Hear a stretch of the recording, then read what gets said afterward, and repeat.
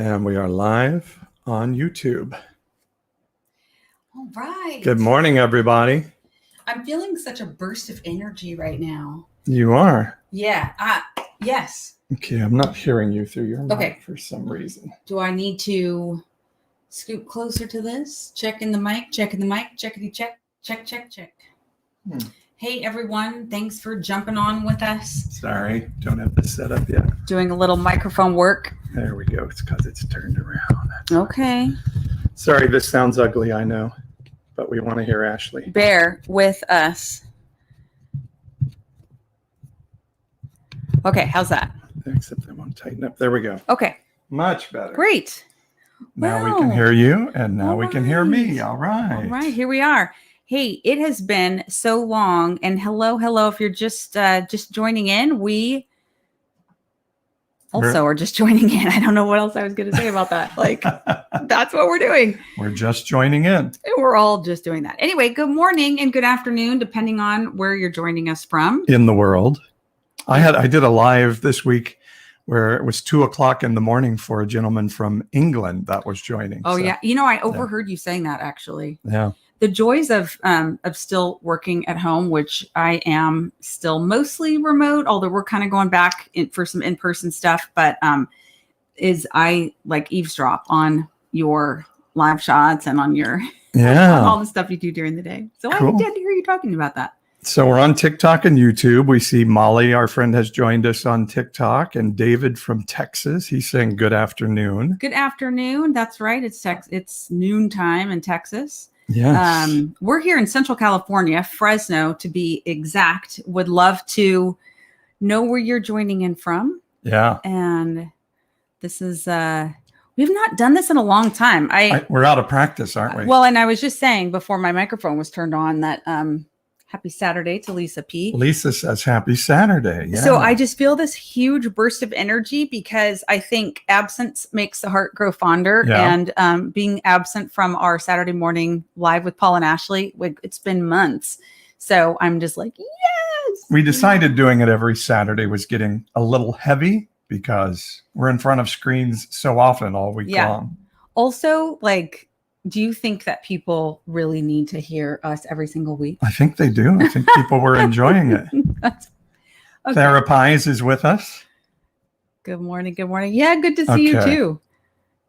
Are we doing all right sound wise? I think so. I don't Okay. like the mix very much, but that's just because where we have the mics. Is it better if I do this? It is better if you do that, but then it's awkward from a conversation perspective. And it's better if I go like this, but again, awkward. You can just like talk to my shoulder. How's that? I need, we haven't done this setup for a while, and I moved the desk around. And so we're always, this is self-produced work. Exactly. This is what happens. Hey, I see, Lisa, thank you for asking about our daughter. Our last couple months have just been so much about family transition. And so Lisa's asking, our daughter just graduated from college and needed to move apartments. She's down in the LA basin and hopefully, fingers crossed, starting her career down there. Yeah. She's a music and theater kid, grew up doing that, classical singer, and just needs to work somewhere, anywhere. She'll sweep floors and all that, but she'd love to do something related to music and entertainment. Anyway, so if you're hiring down there, let us know. Exactly. That was a very subtle hint to the TikTokosphere. Yes. But so it seems like, gosh, we had one weekend was graduation weekend. One weekend was me going down to help her move. And then the last weekend she came up here. We had to replace a car for her because she wrecked it, her old one, shopping, like just all this stuff, So family transition has been a lot of what we've been doing on the weekends instead of these Saturday morning lives. Sharon is with us on the East Coast, and Therapi says, how's your son doing? Is he able to play ball? I love that you guys are so thank you for kind remembering and that. These things. And yeah, our son's doing great. He just finished his baseball season a month ago. About that. And getting ready to start summer season up. In fact, he's practicing for summer season. But yeah, he says his knees are totally fine. We had a doctor's appointment to follow up the other day, and he's like, I'm not going. I don't need to go to the doctor. And so we didn't go. Yeah. So he is physically in good shape. Now let's just all pray that he keeps his head in the training and the work he needs to do in the off season. Yeah. And he's going into his senior year. We're working in this recruiting process, trying to find a good place for him to play in college. He's got 17-year-old boy itis. But you know what? He's actually very diligent about a lot of things. So I don't mean to disparage him. Yeah. But he got his first job. He's working hard. He is a precinct coordinator for a local city council race, which is fantastic. But yeah, he's out every day. He's a moneymaker. It's hot in our region. Of course, it's hot. Not as hot at some other places. That's true. I mean, it's just normally hot here, but it has been unseasonably Whoever warm. knew it would be hotter in Portland than Fresno. Yeah, but he'll be out in 100-degree weather at like 10 in the morning walking precincts. So he is, as he's doing right now. He is logging some miles, some shoe leather. And Lisa says, like mother, like son. There we go. You know what's so funny is of the 4 people in our immediate family, he absolutely does not care about, is not interested in politics, but he is motivated by money. And this candidate, who is a dear family friend, someone that we've worked with for a long time, was like, look, I'll pay him $15 an hour. I need him to go out and drop, so Sam's like, okay, he'd do anything for $15 an hour. So the fact that he's actually doing something political, I think is kind of escaping him. But I will say this, he came home the other day and he was like, Mom, the neighborhoods I was in today were kind of sketchy, kind of scary. And I think he's just getting exposure to places in his own city that he wouldn't otherwise be in. I think it's really good for him. Yeah. Yeah, that's great. So what are we going to talk about today? We're going to talk about revival. Yeah, we are. Okay. So we have a plan for those of you who like to plan like I do. We sort of have a plan. We have a plan for our time together on this Saturday morning, live with Paul and Ashley. So the first part of our next hour is we just wanted to share with you a really cool stitch that captured Paul's and my attention. We shared it around with some other folks and would love to have you take a look, and then we'll talk about it on the other side. Okay. As they say in TV. I've been watching too much in cable news. Your expertise. All right. Let's see. It's right here. Let's see if I can make this work. And on TikTok, you'll just be able to hear it in the background. What's one thing that you can say that'll trigger an entire generation? Evangelicals, Baptists, fundamentalists, conservative Christians, listen up. You've prayed for years, decades even, for a revival in the church. All I heard was, bring it back to Jesus. Lord, let them bring it back to Jesus. It's happening. It's ongoing. You're just on the wrong side of it. You prayed for a revival, you got it, and you don't like how it looks. What's one thing that you can say that'll trigger an entire generation? She's speaking.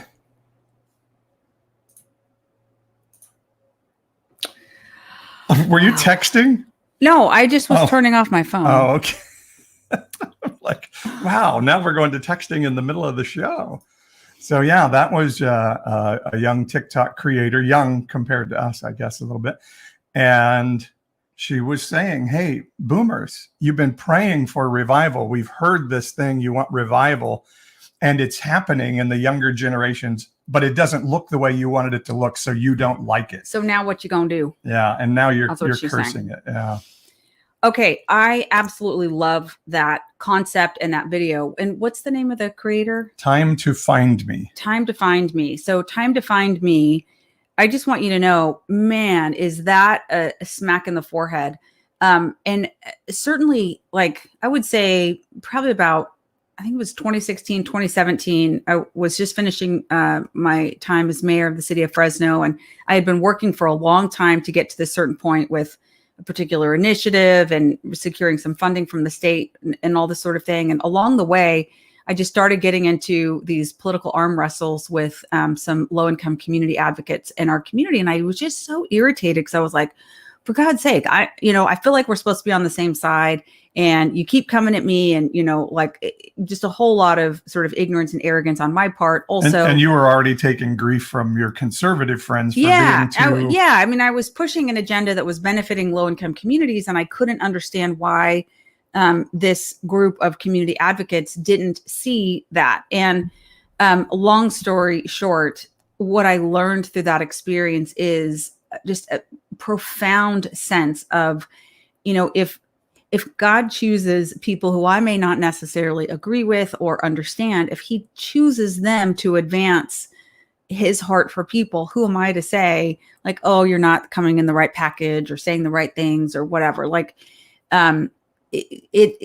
anyway, so I kind of had started to wrestle with that concept a few years back. And then all the stuff with the last 4 or 5 years with the national politics and everything, it's like, oh my God, I really see this playing out.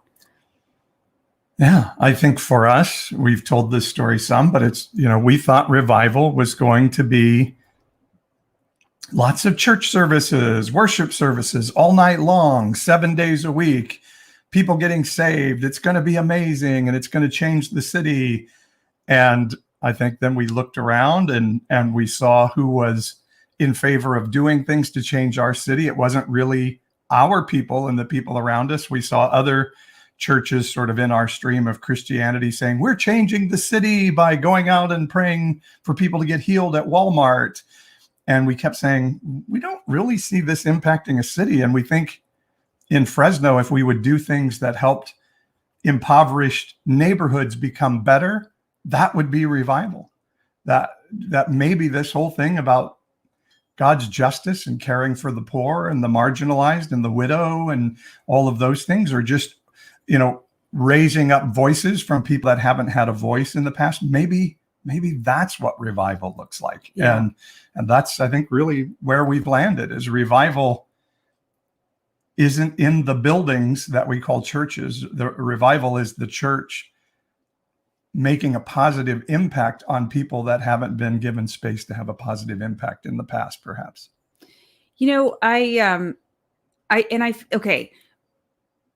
I've heard you say that way. And there's something about that, however, that can also feel like what we heard in the church in the 80s and 90s, which is like, church isn't in the building. It's all about taking the church out. So is there another way to express that? It's not just about like services, oh, let's go do the backpack giveaway or and all of those Right. charitable acts certainly can be perfectly appropriate and well placed. And all I that, actually but think they're inoculations against doing the actual work of changing Okay. the world. I think backpack drives and homeless feeds in churches tend to be, okay, check that box. Okay, I've fair done enough. that. You are I was trying to be politically correct with that, but you totally checked me, and that was like pretty badass. And that you could just did be that. me. But I think those are just wonderful placations to let Christians say, see, I don't have to worry about that. Yeah. We had a backpack drive at my church. Okay. I'm done. Yeah. So I think that's like when you say it's about the, not the building, it's about outside Right. the walls. I think we want to make sure and say what you're not saying is, so go door to door and evangelize or do the service kinds of things. Like there's something so much deeper going on. And that really does seem like, oh, this is what this revival and renewal that we've been praying for a long time. Yeah. It's totally different than what the church thinks it's supposed to look like. Yeah. In the Bible, the judgment of God didn't come on a city because they weren't saving enough souls. They weren't getting enough people to say the sinner's prayer. The judgment was, you're not bringing justice to people who are suffering from injustice. Yeah. You're not caring about the things that I'm telling you to care about. And it's those pesky verses in the Bible that we just kind of go, yeah, whatever, and with Jesus saying, you didn't feed me when I was hungry. You didn't clothe me when I was naked. You didn't visit me in prison. And so I never knew you, even though you said, Lord, Lord, all the time. And I truly think that is measurable change of justice in a city. It is not saying we checked the box and we did our homeless feed. Mm-hmm. And it's certainly not what I hear from a lot of Christians, which we should just be about souls. It's just about saving souls. Yeah. I actually think it's very much not about saving souls. That saving souls happens when you're pursuing justice and righteousness in your city. And I also think there's something about, because what we see is the sort of modern expression of social justice or whatever, which it's like it's like, I think the heart is right. That doesn't always necessarily mean that the actions or the human prescriptions are necessarily the only way to think about justice. You know what I Right. mean? I think, so I want to be careful too, to what? You're making this hard to define. No, keep going. Go. I like it. You're Well, yeah, we got to you're- think about I start this to say stuff. trolling for something. Trolling's become, Well, I mean, I you're think digging. we have to like pull it apart. Right. And okay. when I think about the expression of social justice that I see like in our communities in this region of California and around the state, what I keep coming back to is like, okay, look, sometimes the agenda is, you know, a list of 5 things that's put forward as like, you know, if you care about justice, it's these 5 things. And it's like, well, you know, hold on. Can we take a second and stop and think through what are the consequences of these 5 things? Let's really map it out. Is there evidence for that? Da, da, da. And that's all really healthy and good and normal. But you have to start with this heart of like these social justice folks, they're drawing our attention to the things that really matter. But we have to work together, you know, across the political spectrum to come up with ideas to actually solve the concerns that they're raising. Does that make sense? It does. I think people listening would say, then what the bleep am I supposed to do? You're making it. What are the tangible steps then that we take towards I those think things? it's what this TikToker, what's her name again? Time to find me. I think she puts it out there. It's like, where's your heart? Are you offended by a different brand of political party or a different brand of religion, or like can you not hear the pure, simple heart of God in like the marginalized, the oppressed? Like, these are the folks who matter. We got to wrap around these communities and collectively figure out how to deal with the root causes of these issues. But it's always starts with a heart issue, is what I'm trying to say. Okay. Where's your heart on that? Where's your heart? If your heart is in alignment with what I understand is like God's heart for people, if your heart's in alignment, the next steps will flow, you know, the next steps will follow. Yeah. And we've talked about that in this journey in terms of repentance. And again, repentance in the evangelical understanding is, I stole gum when I was 12 from a supermarket, and please forgive me, Jesus, and I'll make you, Lord and Savior of my life. And that's all well and good and beautiful. But repentance actually is like our heart being broken by where we've been and changing our mind. It's like coming out of the mindset we've lived in and going in a different direction. Repent means to change your mind, turn around, and go in the opposite direction is what it literally means. And so I think what you're saying is start with just letting your heart be broken. I had an exchange of text recently with somebody who had sent me a Voddie Baucham video, if you know who Voddie Baucham is. And he's one of those, that placation thing where, I listened to a video from a black man and now I don't have to be worried about systemic racism anymore. And the conclusion of the exchange was, so you believe in the dogma of CRT and that all white people are irredeemable racist. And it's kind of like, well, I'm not sure those are the two choices. Like, I either agree with Voddie Baucham or I believe all white people are irredeemable. But I am going to allow my heart to be broken to hear the stories of the oppressed. And I heard it. And I think actually Rebellious Scott is here. Rebellious Scott told me a great story about this. If you read the book of Judges, and the Old Testament stories of Israel, what is it? Israel believed God, followed God, God blessed Israel, and then they would start getting really comfortable, enjoying their power and their wealth. They would start oppressing others, and God would go stand with the oppressed against Israel.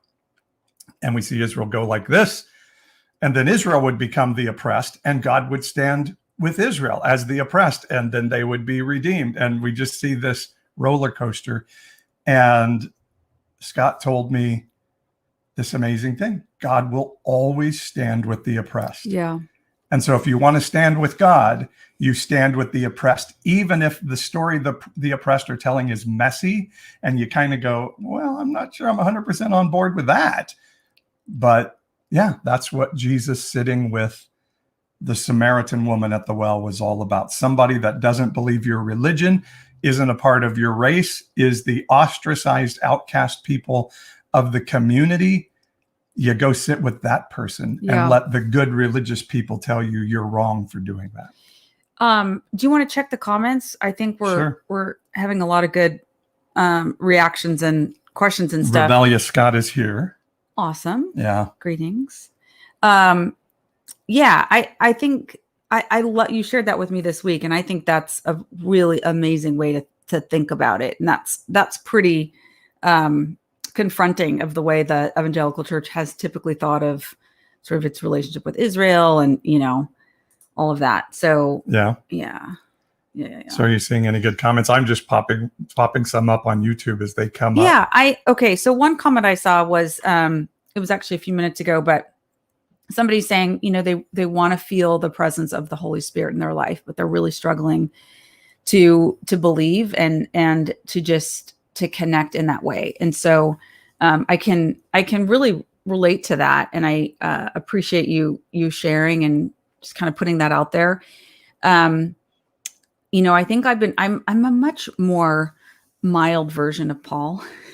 Paul's been doing his deconstruction thing and been very visible and vocal about it. And, I'm one of those people that I'll just kind of head down, do my work, go. And so it's really good that we're teamed together, because Paul kind of like makes me like stop and think about things that maybe I wouldn't otherwise think about. So all of that to say, I've been having these tectonic shifts in my heart and my life as well. And there have been times when I've been like, okay, does that mean some of the ways in which I experienced God and his presence are no longer available?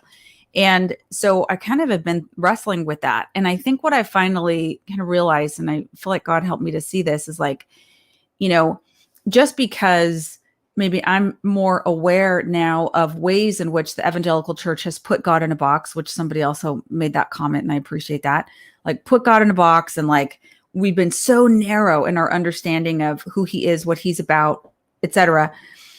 Just because my view of that is changing, it doesn't mean that God is changing, So he almost showed, I saw like a picture of kind of sort of my limited view and understanding of God and the earth, etc. And then I saw him like over that. And he's like, yeah, all this stuff down here is changing for you, but look, I'm steady, I'm constant. So it helped me just to kind of like see above the noise, the deconstruction, the debris and rubble in my own heart and life from the deconstruction, and just be like, all right, but above that is this God who is, who I've been pursuing my whole life, and he's not troubled or bothered by the fact that I kind of got it wrong in a lot of ways. And he's helping, I'm walking forward through that now, still towards God, Yeah.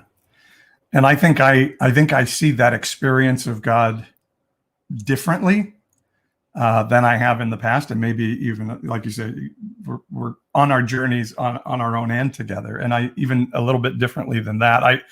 I had a podcast with Reverend Brandon Robertson this week. If you haven't seen it, it's fantastic, or listen to it. And Brandon is a former Baptist pastor. He went to Moody Bible Institute. He's a theologian, brilliant guy, featured in Rolling Stone this week. And he's a gay man, and an ex-evangelical, he would say now, and has sort of moved on from his evangelical belief system. And so I was asking him, like, what is the experience of God for you? And he said, when I get up for coffee in the morning, sometimes I will turn on a Hillsong worship song and still sort of have that experience that we might call the charismatic experience of God. But I do think there is a challenge in the season of this idea of God being experienced, not just in the exercises of our past, which our history of our church was, man, the worship team gets up on the stage and they hit that guitar and they sing the chorus over and over again, and we raise our hands and jump around, and it's a wonderful experience, and in many ways was life-changing for me. But I feel like if we're not careful, we feel like we can conjure up that experience. Absolutely. We can create it, or we say, hey, God, I'm raising my hands and dancing. You have to come and perform as you always have for me. And maybe the God of heaven would say, I want you to experience me in a different way. And so what I thought Reverend Brandon said that was really pertinent is like, sometimes you need to go back to the mystics and see how they lived and how they experienced God. Sometimes God is only going to be experienced in the quiet mindfulness of sitting or grief or sadness. God is not just in the ecstatic, charismatic experience, but he's in the full range of human emotions. And I think even what you're saying about revival and being with maybe the oppressed communities, if that's a good word, I'm always worried about, using poor people language. taking on labels or whatever. Right.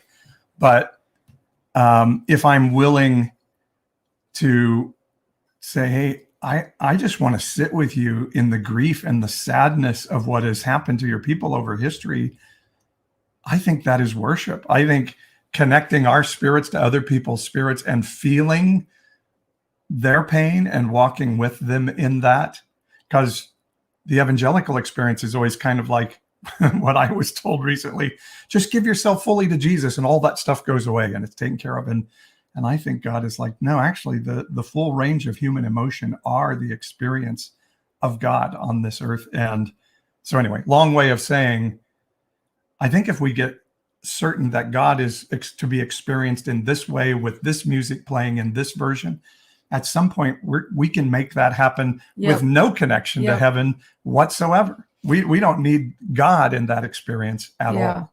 We were spending some time with our former associates at the church that Paul started and pastored for 10 years. And we were just kind of they've moved back to Scotland now, and just incredible musicians and gifted, talented people. And we were just like kind of reflecting on our journey. And it was like, man, I remember those Sunday mornings. And for those of you who don't know, our little trek here in the Central Valley of California, I served as mayor for 8 years of Fresno. And at the same time, Paul had started a church. And so we were like pastoring and mayoring at the same time. And I remember those Sunday mornings, this was in the middle of the Great Recession and then the Great Drought, and just sort of all of the weight of, the bureaucracy I was managing in the city that I was leading. And I would get to Sunday morning, the worship music would start, and like it would all leave me, all the struggles would leave me. And I just would have this like spiritual cleanse. And it was so gracious I know that I was experiencing a good and true and loving and just God. And it's what I needed at the time. But if I were to try to put myself back in that place right now, it feels so different. It's almost like the Lord, I'm not even going to say the Lord because that sounds religious. It's almost like God was so generous to be so available in a way that I could grasp him at that time. But my search now for God feels so different. I don't need just the Sunday morning worship. I actually want to experience a connection with God in a different way. And I feel like it's deeper, and I actually feel like it's broader. And when we were in that place of like charismatic worship every Sunday morning and sometimes midweek, et cetera, and oftentimes just your own personal, prayer time every day, like we talked about that as intimacy and deep. And it actually feels like now looking back on it, it was a little bit cotton candy, a little bit like sort of, I don't know. It's, think about that in interaction with another human being.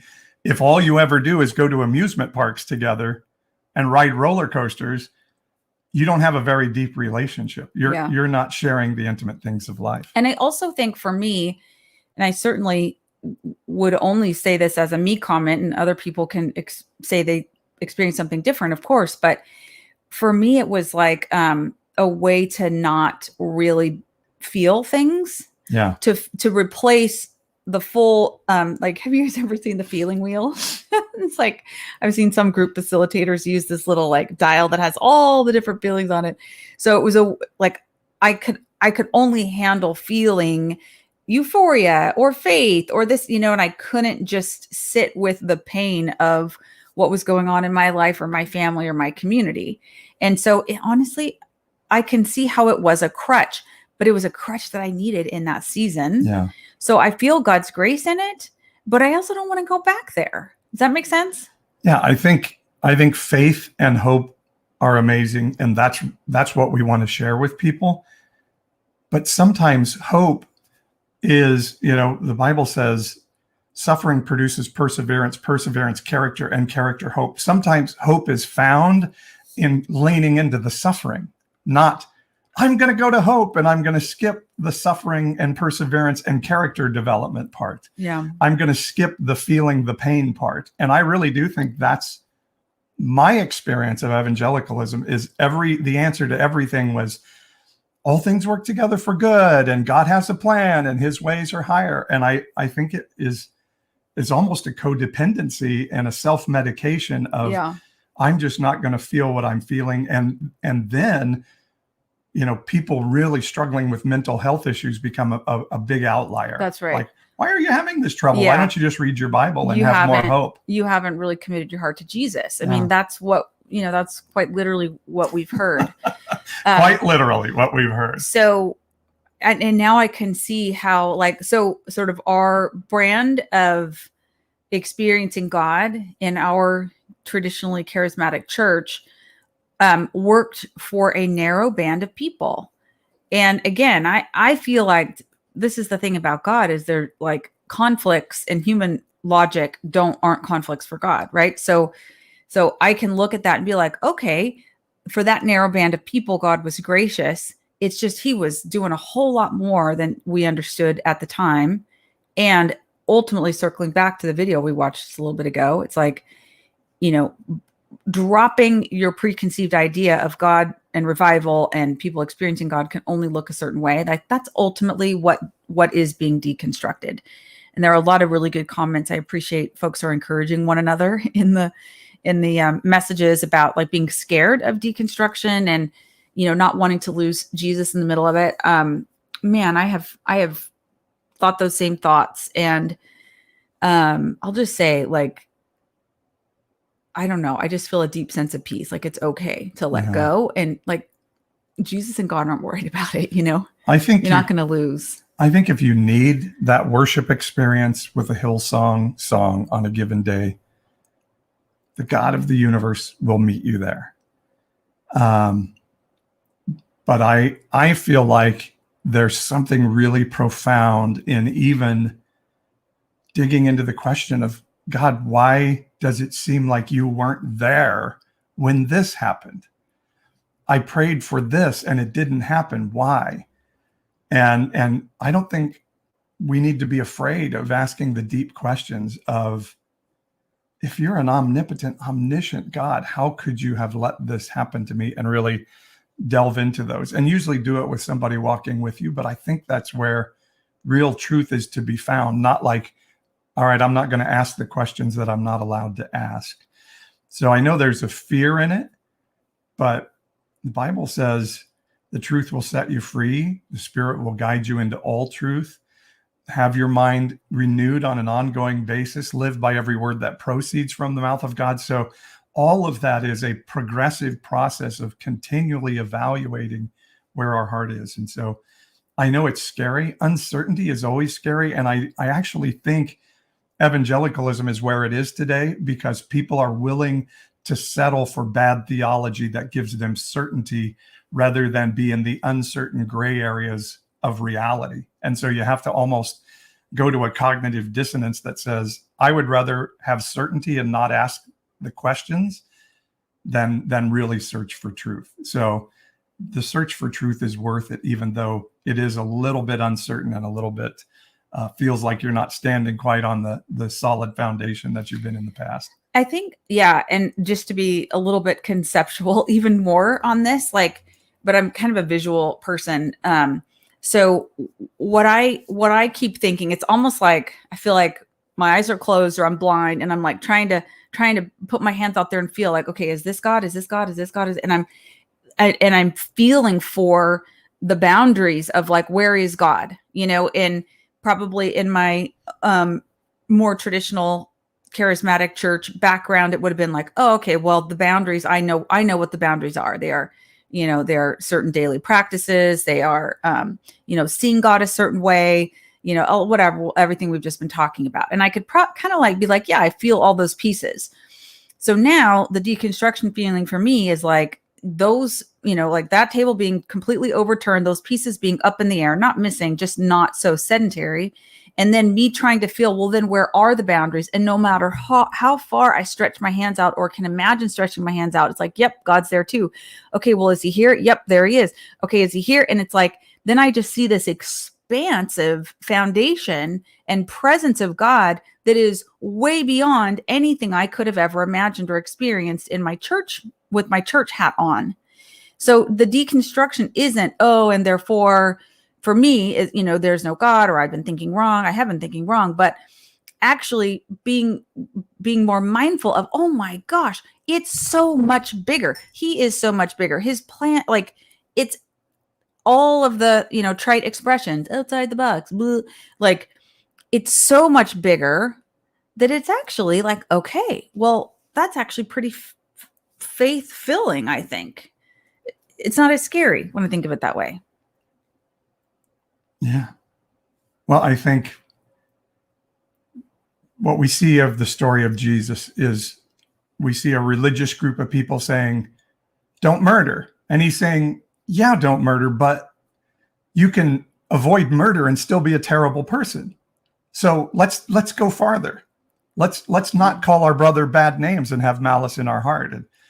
And Peter's like, you're good if you don't eat shrimp and pork. And Jesus is like, that crap doesn't matter at all. It's never mattered to God. What matters is how you deal with your brother. So go hang out with the Roman and go tell the Samaritan they're not evil because they're not a part of your religion. And so I saw somebody saying, is Jesus at the end of deconstruction and reconstruction?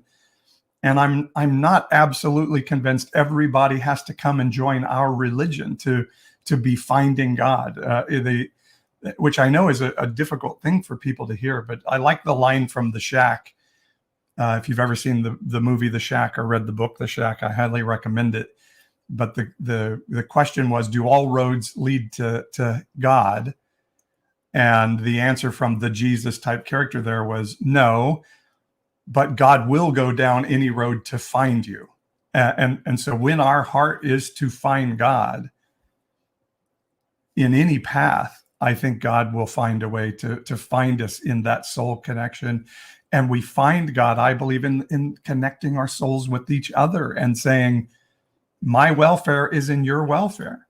My welfare is in the community welfare. And we find God in that pursuit. So, but again, I think Rev Brandon's answer was great in that find God how you need to find God on a given day, and just say, God, I need to sit with you today. And God, as you know, God will come and sit with you. I believe that. So I'm wondering if we are having this. It's really esoteric. Yes, I would say existential conversation on a Saturday.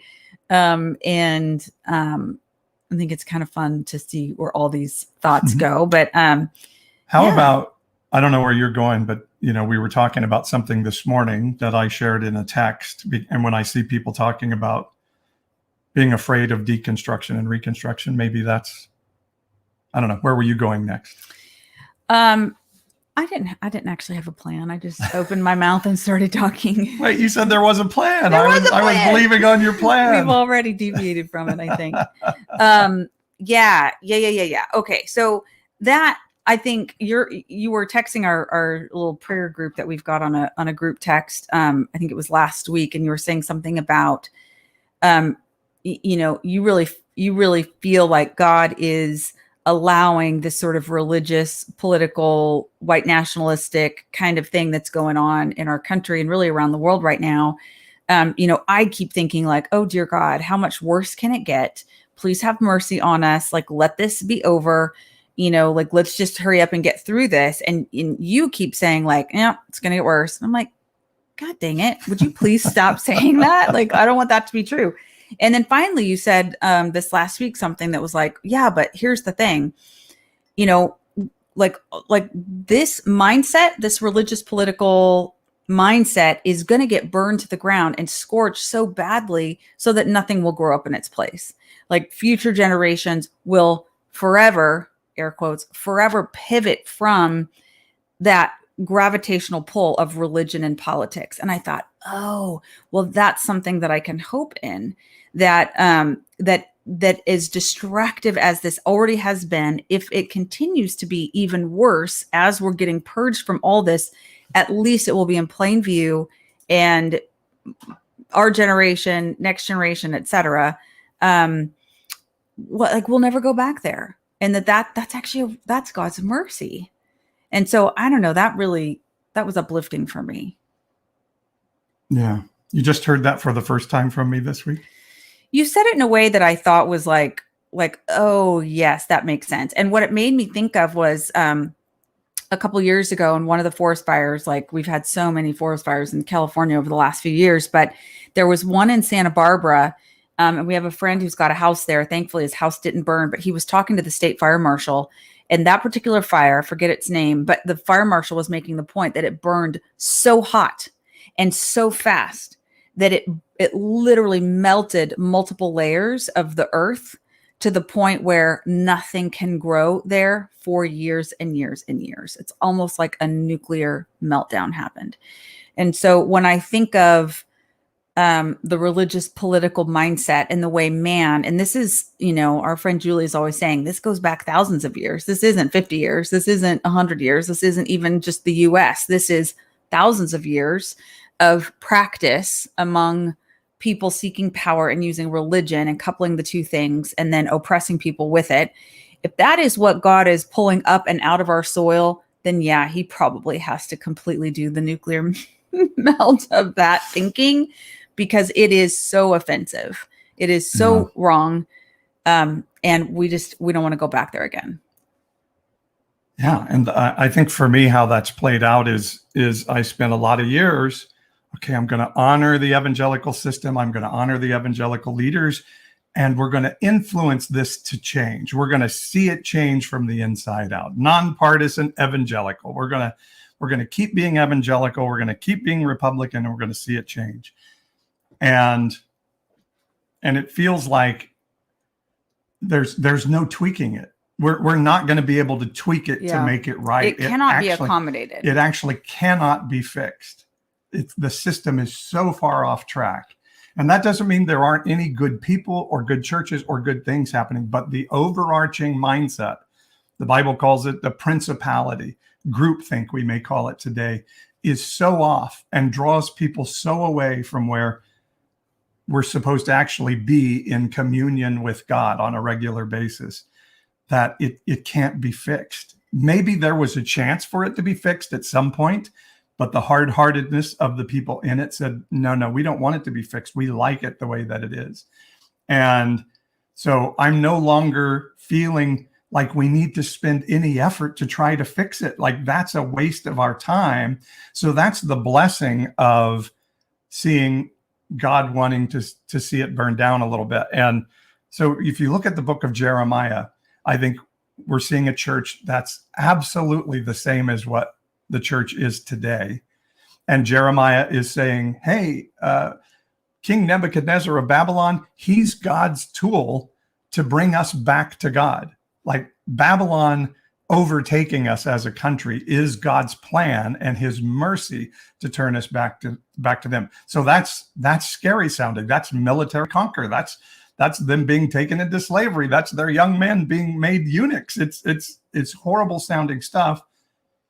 But in the middle of all of it, then you read Jeremiah saying things like, and when they do, make sure that you keep living your life. Like, don't hang your violins on the willow and weep. Keep playing the music. Keep marrying your daughters. And then in the very middle of it all, it's, pray for the welfare of your city, the city that you're taken to, for in its welfare, you'll find your welfare.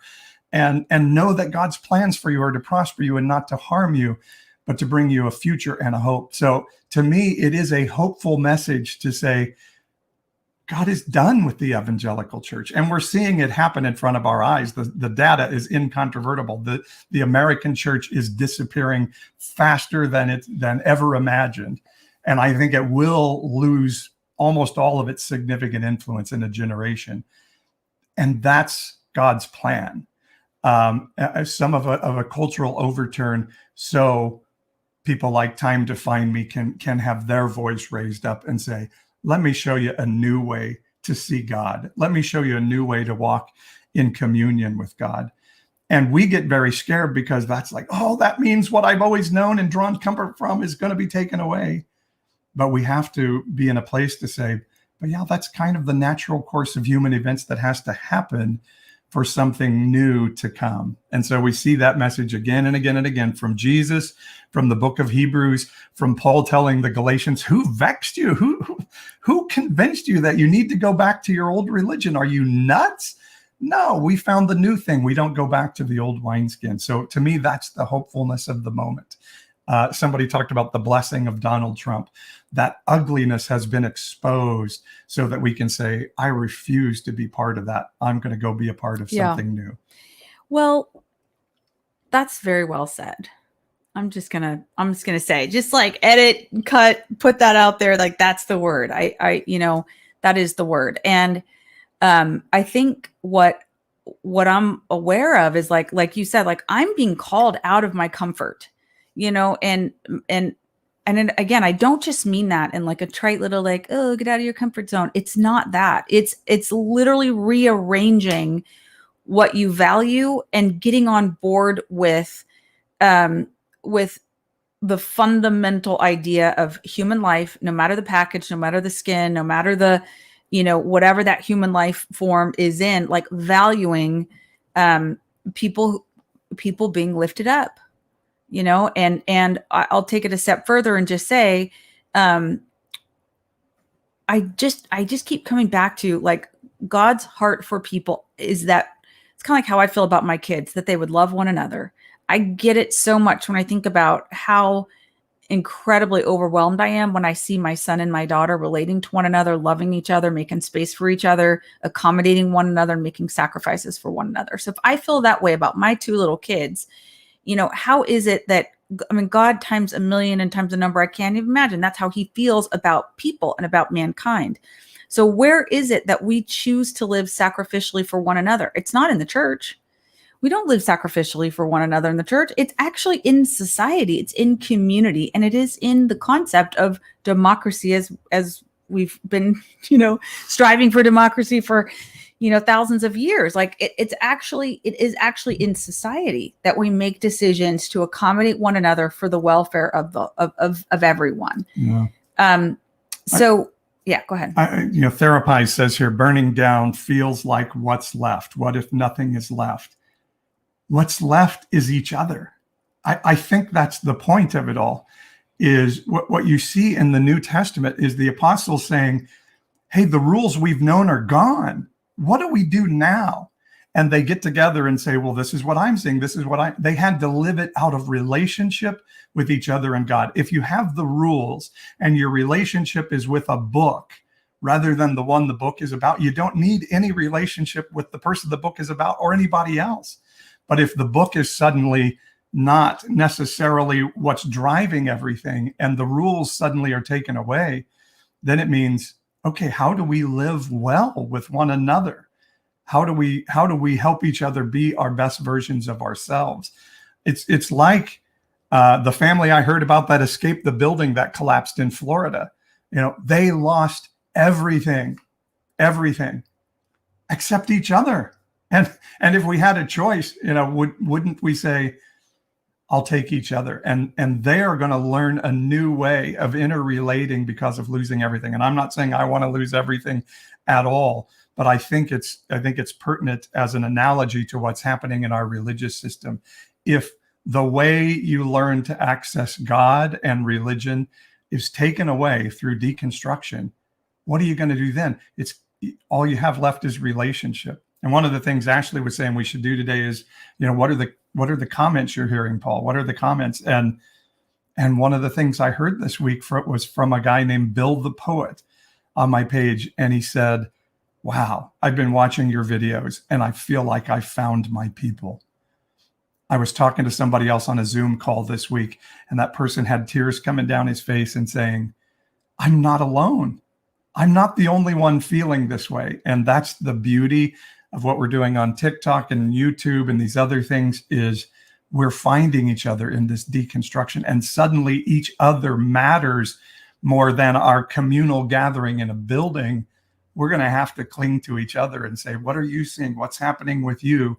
This is where I'm going. How do you feel about that? And suddenly our religion is based upon our relationship with one another, not our relationship with a set of rules. Now imagine that happening, not just in one church community and people turning their eyes outward and really challenging themselves and like, how are they seeing and loving people who are not in their comfortable bubble? Imagine that happening, not just in one church, not just in one community, not just in one city or one region or one state, but imagine that happening around the entire country. Wow. And in fact, around the world. Yeah. Then to me, that's the magnitude of what God is doing. And it really is potentially like a fundamental choosing one another, choosing people in our own communities that we never associate with, choosing to hear, understand, learn their priorities, and be a part of bringing them about, doing that sacrificially with one another at broad scale. Like, I kind of think that's the revival that we've been praying for our entire lives. Imagine that. Like, and what if that's the thing that God is taking us to? That's something to get kind of excited about, right? Yeah. Molly on TikTok says the refining fire definitely applies to this. And I think that's a great comment, Molly, because I've been talking about belief in hell and heaven, and fire in the Bible is almost always a refining purifier, not a destroyer and punisher, but a purifier. And so I think, yes, fire burns the ropes off the boys in the fiery furnace, but doesn't damage them at all. So I think what we say is, yes, I want my family and my home and my life and to be protected. But man, if there's something of walking through this fire of deconstruction that's going to burn bondage off of me and the people around me, then bring on the fire and let's do it. So because freedom is out there. And one of the things I think I just maybe learned in the last 48 hours is life isn't just about making a decision to get to heaven for eternity. And eternity is a destination where we go, I made it.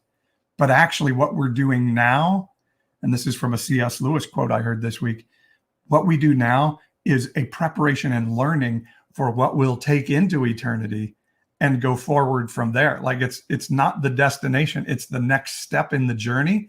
And the judgment of heaven is going to be, how did you learn to live as a collective rather than as an individual? How did you learn to sacrifice for one another and say, my welfare is in your welfare? I think that's what the purpose of this life is all about. And if we start learning that and living that way here, we're going to take something that won't be burned up in heaven, but will remain as something really valuable to take forward. Does that make sense? I mean, I think other people will be the judge of that. Yes, it makes sense to me. I mean, what if when we get to heaven, it's not Peter at the gate saying, did you say yes or no to Jesus? Yeah. But it's saying all those things that Jesus taught about taking care of the poor and the naked and the prisoner and love your neighbor as yourself. And oh, by the way, your neighbor is your enemy. What did you learn about all of that? Not faith by works, but just how did that all manifest itself in your life? Okay, let's take that in, and the other stuff, your anti-tax, all the things that have become selfish, right-wing, white Christianity, that stuff's going to get burned up. And if not much is left, then, relearn, keep going, keep learning. Lisa's saying right now on YouTube, this is a test. I think this life is a test. I think when we get to heaven, Jesus is going to say, my God, I could not have made it more obvious. Did you read the Bible? How clearly did I have to say it? But you decided Paul's rules were more important to you than my commands. And so you missed it. But good God, could I have made it? Love God, love your neighbor as yourself. How much more clear could I have made it? Yeah. Oh my God, that's funny. All right. Well, goodness. Have we covered all of our segments? I think so. I think we have, believe it or not. We worked our plan today, and you guys have been awesome to chime in and been seeing the comments in the chat. See if anybody else has any questions real quick before we go. Yeah. Lisa, I see, put up the link to Sunday Community. If you've lost your faith community, your church, on, say, Sunday morning, we do an online spiritual gathering we call Sunday Community. If you're on TikTok or YouTube, you can link it through the link tree in my bio, and come join us. We do it on Zoom on Sunday morning. We just share live. We discuss religious and spiritual topics, and then we take communion together. And you're welcome to take communion with us, no matter what your beliefs are. And we have that spiritual moment. Or you can tune in on TikTok and YouTube. And yes, it is tomorrow, Molly, 10 a.m. Pacific. Some folks get together at 9:30 and kind of listen to some music and have worship time. But if you've lost your faith community, come join us on tomorrow morning at 10 a.m. And again, the Zoom link is in the bio. Yeah. And just to reinforce, you are doing this tomorrow, even though it's a holiday weekend. Yeah. So everybody feel free to tune in. And but we will not sing Lee Greenwood's "I'm Proud to Be an American." Listen, you did a video on that this week, didn't you? Yes. So if you want to see Paul sarcastically sing that song. You want me to play that video? No, that's all Oh. right. Go to Paul's page, check it out, Okay. and share. By the way, while you're there, make sure to share content and love your support and really just appreciate this community. Thank you for spending time with us this morning, and for just the ways in which you guys interact with one another and with Paul day in, day out. It really just means so much to us, and we're grateful to be on this journey with all of you. And I sit here I guess often as we do this now, once a month, and I see where you all are from, and I think, oh, someday I want to visit that place. And I imagine and hope that someday we get to meet in person. Yeah, go and go to the TikTok page. Listen to my podcast with Rev Brandon. And also I did a Bible talk that was released this morning about patriotism in the church and what we'll be seeing in churches around America tomorrow, singing the national anthem at a worship song. I was actually at a city event in Fresno this week, and they played the national anthem, and the couple in front of me, they were raising their hands in worship while the national anthem. Oh, the national anthem, how does it go? Oh, say, can you see? I love America. I love the national anthem. I love God Bless America. They are not worship songs. No. That is an apostate, ideological, theological intertwining that we're not supposed to do it. And Molly's asking, where can the podcast with Rev Brandon be found? So pastor-paul.com is my website. You can see it there, or go to the Pastor Paul TikTok YouTube channel. It's on there. Or subscribe to the podcast. You'll get them all the time on Apple Podcast or Spotify. It's called the Nonpartisan Evangelical Podcast. And you'll get all the episodes there. And you can hear my Bible talk this week on patriotism. And that podcast with Rev Brandon is one of my favorites. I've done it a long time. And the one that was released a couple of weeks before that with the author Kristen Dumais, who wrote the book Jesus and John Wayne, I did that interview about a year ago, and we reran it, and that one's been very popular. It's probably my most listened to podcast ever now. Yeah, that's fantastic. So check that one out. She's incredible. And get the book Jesus and John Wayne. It's really good. Awesome. Okay. All right. Well, you guys have a great holiday weekend. Love you guys. And we'll see you soon.